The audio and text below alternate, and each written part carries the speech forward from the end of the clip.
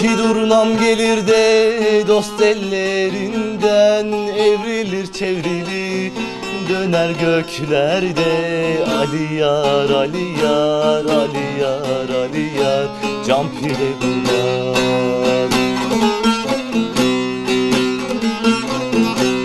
Muhabbet getirir dost dillerinden, korkmaz ki avcı var değil yollarda, can pire kurban.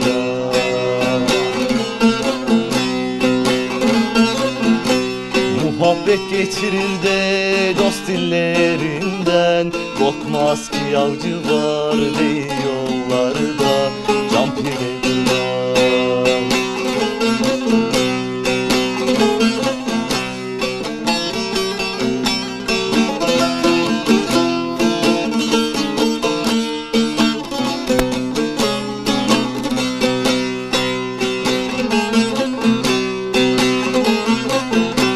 Sakının durnalar uğrum kışıdı, Poyraz vurur cılkalarım üşüdü. Ali yar, Ali yar, Ali yar, Ali yar, can pire kurban.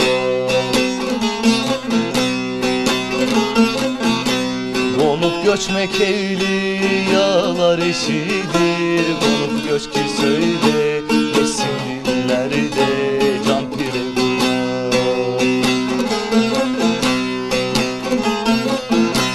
Konup göçmek evliyalar işidir, konup göç ki söyle desin dillerde, can pire kurban.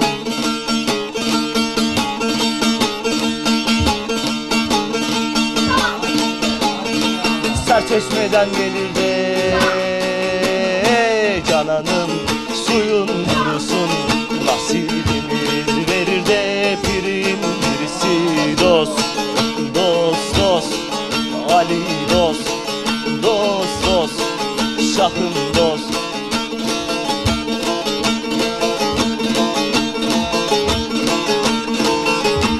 Bir sultan aptalımda